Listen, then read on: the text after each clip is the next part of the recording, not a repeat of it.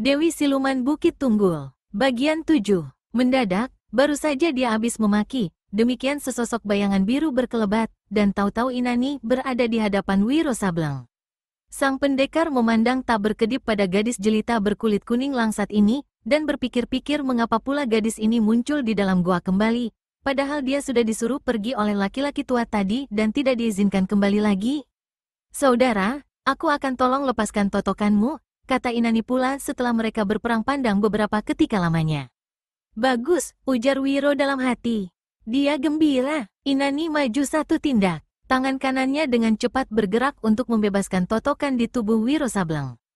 Tapi apalah cur, sebelum hal itu sempat dilakukan Inani, tiba-tiba di ruangan itu mengumandang suara tertawa macam lingkikan kuda, dan tahu-tahu laki-laki tua berambut putih sudah berada di hadapan mereka. "Bagus betul perbuatanmu, Inani."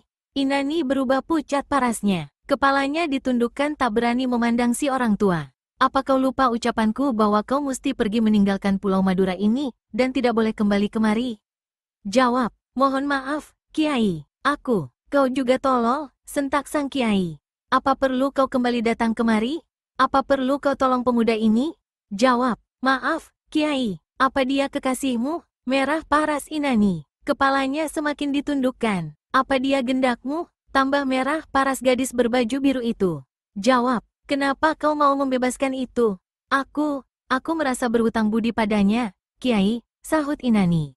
"Hutang budi macam mana? Apa dia pernah menolongmu?" Inani menggigit bibirnya. Dia kembali ke situ karena merasa kasihan melihat Wiro Sableng ditotok.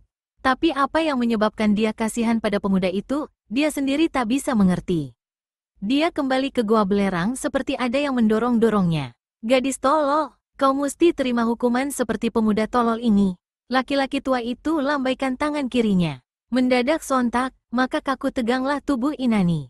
Dia berdiri mematung tepat berhadap-hadapan dan dekat sekali di muka pendekar 212. Si orang tua sendiri, begitu menotok tubuh Inani, berkelebat pula lenyap dari ruangan itu.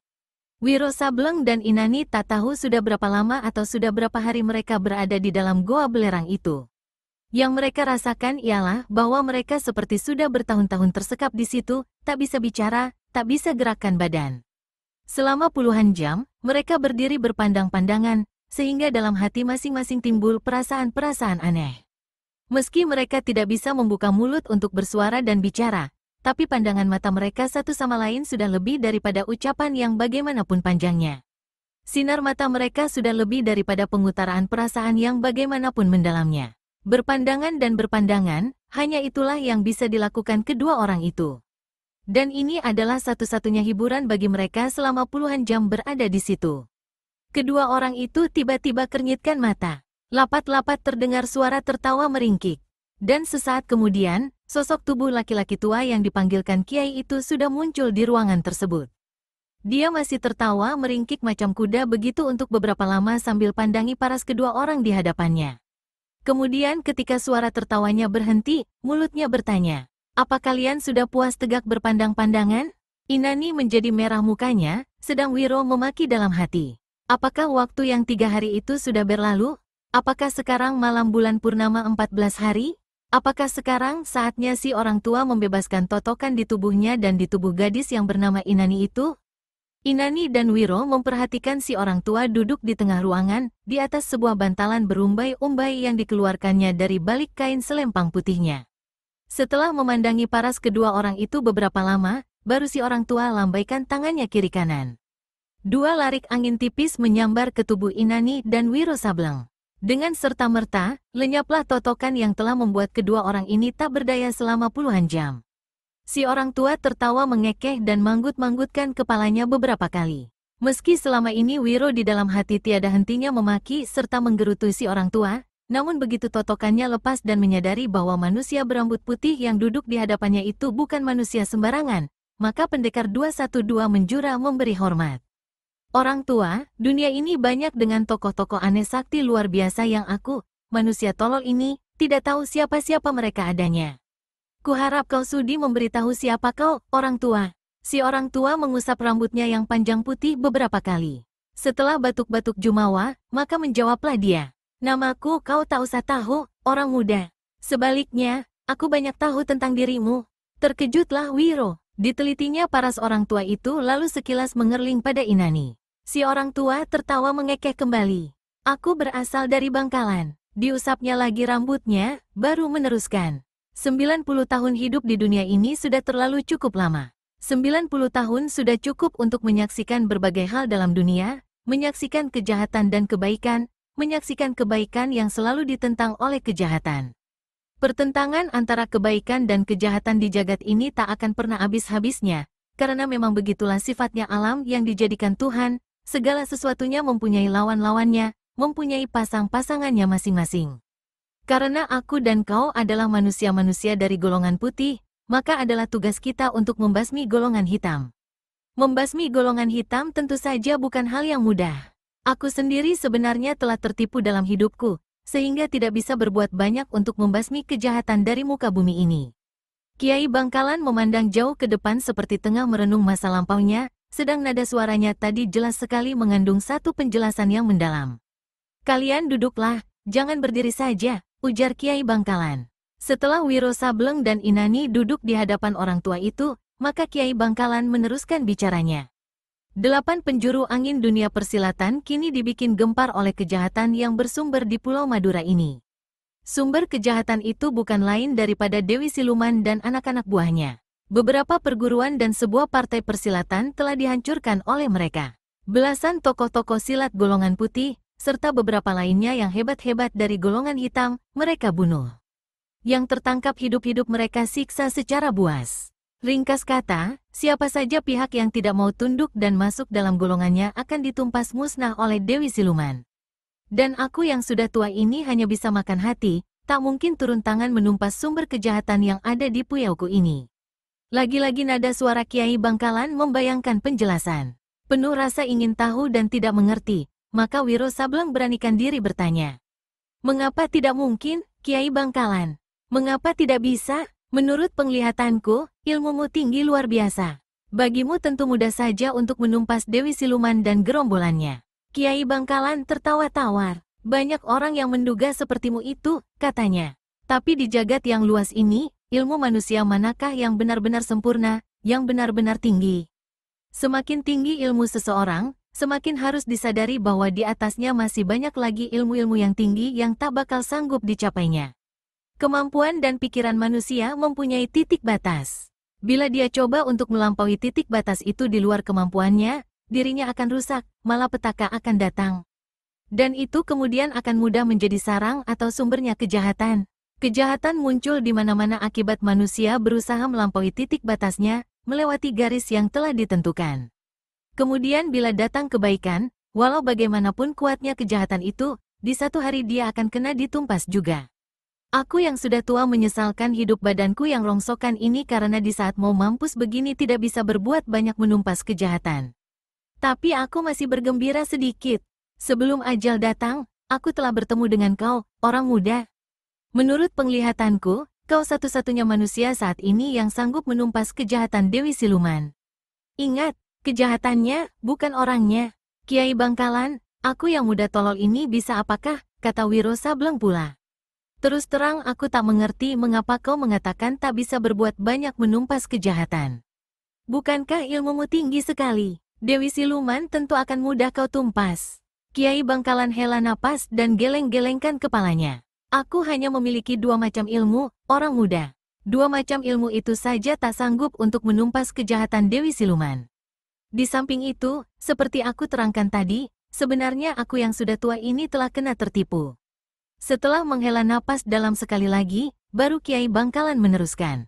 2 macam ilmu yang kumiliki ialah kecepatan bergerak dan ilmu pengobatan. Mana mungkin 2 macam ilmu itu bisa diandalkan untuk menghadapi Dewi Siluman yang sakti luar biasa? Tapi kau juga memiliki ilmu totokan yang teramat lihai, ujar Wiro. Kiai Bangkalan tertawa. Setiap ilmu totokan dasarnya adalah sama seperti yang dimiliki oleh kau dan Inani. Cuma karena aku memiliki ilmu kecepatan bergerak, maka orang tidak bisa menduga dan tak sempat berkelit ketika aku menotok tubuhnya. Itu telah kau saksikan dan rasakan sendiri. Kalau kau bisa bergerak luar biasa cepatnya, tentu kau bisa menotok Dewi Siluman, kemudian menjatuhkan hukuman yang setimpal terhadapnya, kata-kata Wiro Sableng pula. Betul, tapi justru hal itulah yang tak bisa kulakukan, sahut Kiai Bangkalan. Kenapa tidak bisa? Aku telah tertipu. Ah, biarlah aku terangkan pada kalian agar jelas. Tubuh tua rongsokan ini tak guna lagi menyimpan segala rahasia hidupnya. Kiai Bangkalan merenung sejenak, baru membuka mulut kembali. Sesungguhnya guru dari Dewi Siluman adalah adik seperguruanku sendiri. Namanya Lara Permani. Dari guru, aku menuntut dua macam ilmu yang kusebutkan tadi, yaitu ilmu pengobatan dan ilmu gerakan cepat. Sebaliknya sebagai murid yang dikasihi oleh guru, Lara Permani diwariskan banyak ilmu yang hebat-hebat. Di antaranya ilmu Jala Sutra Sakti, ilmu racun biru, dan yang paling hebat ilmu 1000 siluman mengamuk. Sebegitu jauh, tak ada satu ilmu di dunia ini pun yang sanggup mengalahkan ilmu 1000 siluman mengamuk itu. Tapi walau bagaimanapun, setiap ilmu di dunia ini tak ada yang maha sempurna, selalu saja ada kelemahannya, demikian juga dengan ilmu 1000 siluman mengamuk. Apakah kelemahannya, Kiai? Tanya Wiro. Itu tidak bisa ku beritahu, aku telah bersumpah. Inani dan Wiro kernyitkan kening keheranan. Sebelum salah seorang dari mereka bertanya, maka Kiai Bangkalan sudah berkata, antara aku dan Lara Permani, karena demikian eratnya hubungan kami saling mencinta. Namun malapetaka tiba. Lara Permani sewaktu turun ke dunia persilatan telah tergoda oleh segala macam urusan duniawi, sehingga dia menempuh jalan salah. Aku yang mencintainya dengan amat sangat tak bisa berbuat apa-apa, tak bisa melarangnya agar meninggalkan segala urusan kotor dunia. Malah entah bagaimana, aku menjadi tolol, dan suatu hari di hadapannya aku bersumpah atas nama Tuhan bahwa aku tak akan ikut campur, tak akan turun tangan terhadap segala perbuatannya, juga terhadap segala perbuatan muridnya bila kelak dia mempunyai murid. Sekarang Lara Permani sudah mati, dan Dewi Siluman itu adalah muridnya. Aku tak bisa berbuat apa secara langsung terhadap kejahatan Dewi Siluman, karena aku terikat sumpah. Wiro dan Inani termangu sejurus. Wiro kemudian berkata, Lara Permani kini sudah tiada. Berarti sumpah yang Kiai buat terhadapnya batal, tak berlaku lagi. Kiai Bangkalan geleng-gelengkan kepala. Sumpah seorang manusia terhadap manusia sekaligus terikat pada Tuhan. Meskipun salah seorang dari mereka sudah mati, tapi yang masih hidup tetap terikat pada Tuhan yang telah menyaksikan sumpahnya itu. Kalau begitu, kejahatan Dewi Siluman tak akan bisa dibasmi, kata Wiro. Kaulah yang akan membasminya, jawab Kiai Bangkalan. Tapi ilmuku sangat dangkal sekali, Kiai. Kalau kau bisa memberikan sedikit petunjuk. Kiai Bangkalan tersenyum. Di goa belerang ini, telah kujanjikan padamu untuk datang mengetahui tingginya gunung dalamnya lautan. Meski aku terikat sumpah dan tak bisa turun tangan secara langsung, namun ada cara lain bagiku untuk berbuat kebaikan. Jika cara ini dianggap melanggar sumpah, biarlah badan yang tua renta ini rela menerima hukumannya. Dari balik pakaiannya, Kiai Bangkalan mengeluarkan secarik kertas putih. Kertas itu disodorkannya ke hadapan Wiro Sableng seraya berkata, dengan inilah kau bakal bisa menumpas kejahatan Dewi Siluman. Wiro menerima kertas itu dan menelitinya. Di atas kertas putih ini, ternyata ada dua bait tulisan yang berbunyi, ilmu 1000 siluman mengamuk teramat sakti. Hanya suara yang sanggup mengalahkannya. Kiai, aku tak mengerti maksud tulisan ini. Mohon petunjukmu. Kiai Bangkalan hela napas dan gelengkan kepala. Tak mungkin, orang muda. Aku terikat dengan sumpah. Aku tak bisa menerangkan langsung kelemahan ilmu 1000 siluman mengamuk kepadamu. Kau harus pecahkan sendiri rahasia yang ada di dalam dua bait tulisan itu. Kuharap kau tak bertanya lebih jauh. Wiro membaca lagi dua bait tulisan itu lalu memasukkan kertas tersebut ke balik pakaiannya. Kiai Bangkalan berpaling pada Inani. Dia tersenyum dan berkata, meski tempo hari aku marah sekali melihat kau datang kemari, tapi sebenarnya diam-diam aku merasa gembira, karena kau bisa membantuku untuk melaksanakan cita-cita baikku. Kau ingat bagaimana aku telah membersihkan otakmu serta kawan-kawanmu dengan sejenis obat? Ingat, Kiai. Kiai Bangkalan keluarkan sebuah botol berisi cairan hitam. Aku telah meramu lagi sejenis obat baru, katanya dan meletakkan botol kecil itu di hadapannya. Kau harus ikut bersama Wiro ke Bukit Tunggul dan menolong kawan-kawanmu yang sudah dikotori otaknya oleh Dewi Siluman. Bagaimana caranya terserah padamu. Yang penting kau harus dapat meminumkan setetes obat ini ke dalam mulut kawan-kawanmu, sehingga mereka kembali menjadi bersih otaknya dan kembali ke jalan yang benar. Aku tak mengizinkan kau membunuh seorang pun dari mereka. Semua kawan-kawanmu tersesat karena tidak sadar. Tapi mana mungkin aku sanggup, Kiai?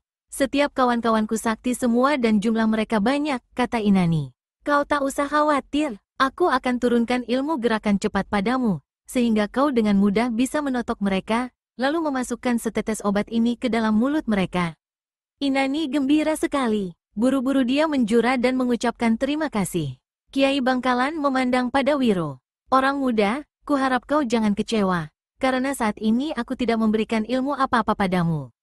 Tapi di lain hari, bila tugasmu sudah selesai di Bukit Tunggul, kuharap kau suka datang kemari untuk menerima pelajaran ilmu pengobatan dariku. Gembiralah Wiro Sableng dan buru-buru dia menjura serta mengucapkan terima kasih. Sebelum kalian pergi, kata Kiai Bangkalan pula, ada satu hal yang harus kalian ingat, terutama kau orang muda karena kaulah yang bakal berhadapan dengan Dewi Siluman. Musti disadari bahwa sesungguhnya kejahatan yang dibuat oleh manusia itu adalah karena dipengaruhi oleh suasana sekitarnya, dipengaruhi oleh keadaan duniawi di sekelilingnya. Pada dasarnya, semua manusia adalah baik. Karena itu, kuharap kau jangan menurunkan tangan maut terhadap Dewi Siluman. Tapi Kiai, perempuan itu telah membuat kejahatan yang tak bisa diampunkan. Puluhan manusia tak berdosa telah dibunuhnya, kata Wiro pula. Betul, itu memang betul. Namun demikian, soal nyawa manusia bukanlah urusan kita. Nyawa orang lain bukan milik kita. Soal nyawa adalah hak dan kuasanya Tuhan, kita manusia sekali-kali tidak diperbolehkan membunuh, kecuali dalam perang atau pertempuran di mana kita benar-benar sudah terdesak. Karena itu, usahakanlah dulu untuk menyadarkan Dewi Siluman dari segala kejahatannya, bersihkanlah otaknya dengan obat ini. Lalu Kiai Bangkalan mengeluarkan sebutir pil hitam dan diberikan kepada Wiro. Bila nanti ternyata usahamu gagal, baru kau boleh menurunkan tangan maut. Itu pun bila kau terdesak dan tak punya jalan lain lagi. Nah, sekarang pergilah. Terima kasih atas segala petunjukmu, Kiai, kata Wiro Sableng sambil menjura dalam. Inani juga melakukan hal yang sama. Sewaktu mereka mengangkat kepala kembali, ternyata Kiai Bangkalan telah lenyap. Bukan main terkejutnya mereka, benar-benar luar biasa cepatnya gerakan orang tua itu. Wiro geleng-gelengkan kepala. Sementara itu, Inani berdiri dengan paras berubah. Ada apa? Tanya Wiro. Waktu aku menjura tadi, kurasa ada yang menepuk bahu kananku dengan keras. Sekarang tubuhku terasa ringan sekali macam kapas. Wiro Sableng kerenyitkan kening. Tiba-tiba dia ingat akan ucapan Kiai Bangkalan bahwa dia hendak menurunkan ilmu kecepatan gerak pada gadis itu. Mungkin itulah cara dia menepati janjinya, kata Wiro. Coba kau berkelebat. Inani tekankan kedua kakinya ke lantai. Tubuhnya bergerak dan kejap itu pula lenyap dari pandangan mata Wiro Sableng, sedetik kemudian muncul lagi di hadapannya. Saudara, aku benar-benar tak mengerti bagaimana gerakanku bisa sehebat ini, seru Inani gembira. Wiro Sableng geleng-gelengkan kepala. Benar-benar aneh sekali cara Kiai Bangkalan menurunkan ilmunya kepadamu, kata Wiro pula. Kau beruntung, Inani. Bukankah namamu Inani? Si gadis anggukkan kepalanya malu-malu. Kau sendiri siapa? Panggil aku Wiro, jawab pendekar 212. Bagaimana kalau kita berangkat ke Bukit Tunggul sekarang? Tanya Inani. Memang lebih cepat lebih baik. Tapi untuk membuat urusan dengan Dewi Siluman, kita tunggu sampai besok pagi. Nah, ayolah. Kedua orang itu pun dengan segera meninggalkan Goa Belerang. Meskipun malam itu bulan purnama bersinar terang, namun dengan susah payah baru akhirnya Inani dan Wiro bisa keluar dari dasar air terjun. Di ufuk timur, fajar kelihatan sudah menyingsing. Sebentar lagi sang surya penerang jagat akan memunculkan diri, merenggutkan malam menggantikannya dengan pagi hari yang kemudian disusul oleh kedatangan siang. Dua titik putih dan biru kelihatan remang-remang bergerak sangat cepat dari arah tenggara. Ternyata dua titik ini adalah sosok tubuh Inani dan pendekar 212 Wiro Sableng. Tengah malam tadi, mereka berkemah di tepi rimba belantara, dan menjelang pagi baru meneruskan perjalanan ke Bukit Tunggul. Satu keuntungan bagi Wiro karena dia bersama Inani, sehingga tak usah bersusah payah mencari di mana letaknya Bukit Tunggul. Tepat pada saat matahari munculkan diri di ufuk timur, maka kedua orang itu sudah berada di kaki bukit sebelah timur. Sementara keduanya mencari mulut terowongan yang akan membawa mereka ke istana Dewi Siluman, tiga sosok bayangan biru muncul menghadang mereka. Hai Inani, kau rupanya, seru salah seorang dari ketiga gadis baju biru yang bukan lain dari anak-anak buah Dewi Siluman yang habis melakukan perondaan. Hai, seru Inani sambil lambaikan tangan kanan. Dan saat itu juga, Ketiga gadis baju biru itu merasakan tubuh mereka kaku tegang, tak sanggup lagi bergerak maupun bicara. Hebat sekali totokanmu, Inani, kata Wiro memuji dengan tersenyum. Inani cepat-cepat keluarkan botol obat hitam, lalu dimasukkannya cairan itu masing-masing setetes ke dalam mulut ketiga gadis itu, kemudian bersama Wiro dia segera tinggalkan tempat itu. Sementara itu, di sebuah kamar yang bagus luar biasa di anjungan pertama, Dewi Siluman masih berbaring bermalas-malasan di atas pembaringan yang hangat lembut. Hari telah siang, tapi malas sekali dia turun dari tempat tidur. Dia tahu bahwa anak-anak buahnya telah menyiapkan segala sesuatunya untuk keperluan mandi pagi di kolam, dan mereka baru akan muncul jika dia sudah memanggil. Dewi Siluman memperhatikan tubuh dan parasnya di kaca dalam kamar itu. Kemudian dia teringat pada Inani. Jika gadis itu tidak sedang menunaikan tugas, pagi-pagi seperti itu biasanya dia telah memetik kecapi memberikan hiburan. Dewi Siluman menghitung-hitung hari. Kekhawatiran untuk kesekian kalinya menyamaki hatinya. Kepergian Inani bersama Sarinten, Wakani, dan Laruni sampai pagi itu tiada kabar beritanya. Apakah telah terjadi pula hal-hal yang tak diinginkan dengan mereka? Tapi kekhawatirannya itu agak berkurang sedikit kalau dia ingat bahwa Laruni adalah anak buahnya yang paling tinggi kepandaiannya. Akhirnya Dewi Siluman juga berbaring berlama-lama.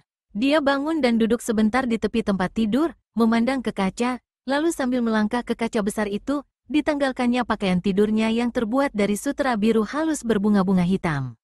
Tanpa selembar benang pun menutupi badannya, sang Dewi berdiri di muka kaca. Betapa indah potongan tubuhnya, betapa halus mulus kulitnya. Tapi betapa rindunya seluruh tubuh itu akan sentuhan tangan seorang laki-laki. Tiba-tiba pintu kamar diketuk orang. Dewi Siluman memperhatikan kaca dari mana sekaligus dia dapat melihat pintu kamar itu. Siapa pula yang mengganggunya, pikir sang Dewi. Mungkin Laruni atau seorang anak buahnya yang datang membawa kabar tentang Laruni dan kawan-kawan. Maka Dewi Siluman mengenakan pakaian tidurnya kembali dan berkata, "Masuk." Pintu kamar terbuka, dan kagetlah Dewi Siluman. Yang masuk bukanlah Laruni, bukan pula salah seorang anak buahnya, melainkan seorang pemuda berpakaian putih-putih, berambut gondrong, dan berparas gagah. Walau bagaimanapun kejam dan jahatnya hati seorang perempuan, namun dalam hal-hal tertentu, dia tak dapat menyembunyikan gerak refleks keperempuannya. Dewi Siluman segera rapatkan pakaian tidurnya yang tipis lalu membentak marah, meski tidak 100% marah. "Orang muda, siapa kau yang berani berlaku lancang masuk ke kamarku?" Pemuda itu sunggingkan seulas senyum. "Apakah aku berhadapan dengan Dewi Siluman dari Bukit Tunggul?" tanyanya. "Betul, lekas terangkan siapa kau, bagaimana kau bisa masuk ke istanaku ini? Kalau aku tidak salah, bukankah Dewi selama ini mencari-cariku?" Berdebarlah hati Dewi Siluman. "Jadi kau adalah pemuda yang tempo hari melarikan diri sewaktu mau ditangkap?" "Betul sekali, Dewi. Barangkali kau bisa menerangkan salah apa yang kubuat sampai diriku hendak ditawan oleh orang-orangmu?" Dewi Siluman tertawa. Sungguh merdu suara tertawanya laksana taburan mutiara yang berderai di lantai batu pualam. "Sebelum ku jawab pertanyaanmu, harap terangkan dulu apa yang telah kau lakukan terhadap 8 orang anak buahku hingga mereka tidak kembali sampai saat ini. Lalu bagaimana kau bisa masuk ke tempat ini? Soal 8 anak buahmu itu, mana aku tahu. Bagaimana aku sampai ke sini? Biasa saja. Kau mencari-cariku, berarti aku sama saja diundang datang kemari. Malah anak buahmu mengantar dan menunjukkan kamarmu ini." Kembali Dewi Siluman tertawa merdu. "Orang gagah, kuharap kau tahu di mana berada dan dengan siapa kau bicara." Pemuda berambut gondrong yang bukan lain dari pendekar 212 adanya, angguk-anggukkan kepala. "Nama besarmu sudah lama ku dengar, Dewi. Namun sayang, kebesaran namamu itu bukan karena pekerjaan baik, tapi akibat kejahatan luar biasa yang tiada taranya." Dewi Siluman naikkan hidungnya. "Apakah maksud kedatanganmu ke Pulau Madura ini sengaja mencari dan menantangku? Kau bisa katakan demikian?" Dewi Siluman tertawa panjang. "Kau andalkan apakah, maka berani membuat rencana demikian?" Wiro menjawab dengan balas tertawa. Di atas sebuah meja di dalam kamar itu terletak sebuah patung perempuan menjunjung kendi yang terbuat dari emas. Beratnya kira-kira 3 kilogram. Dewi Siluman menunjuk pada patung itu dan berkata, "Kau lihat patung emas itu, orang muda? Jika kau sanggup melakukan seperti yang akan kuperbuat, baru kau pantas bermulut besar di hadapanku." Abis berkata begitu, Dewi Siluman gerakkan tangan kanannya ke atas, telapak tangan menghadap ke patung emas di atas meja. Perlahan-lahan patung di atas meja bergerak, lalu laksana ada sebuah tangan yang tiada kelihatan mengangkatnya. Patung yang beratnya 3 kilo itu naik ke atas, melayang mendekati tangan Dewi Siluman, berhenti tegak di ujung jari tengah Dewi Siluman, lalu melayang lagi kembali ke tempatnya di atas meja. Dengan senyum di bibir, Dewi Siluman berpaling pada Wiro Sableng. Bagaimana? Sanggupkah kau melakukannya? Jika tidak, sebaiknya kau lekas-lekas berlutut minta ampun kepadaku. Kau tidak terlalu buruk untuk jadi hamba sahayaku. Wiro Sableng garuk-garuk kepalanya. Dewi Siluman tertawa melihat tingkah pemuda ini. Diam-diam, memang Wiro Sableng mengagumi sekali kehebatan tenaga dalam Dewi Siluman. Meskipun demikian, mana pendekar 212 mau diremehkan begitu saja. Memang meniru seperti yang kau lakukan itu, aku tidak bisa, Dewi Siluman. Tapi coba kau lihat, kau kurang teliti, hingga patung itu kembali ke tempatnya dalam keadaan terbalik. Dewi Siluman palingkan kepala dengan rasa tak percaya.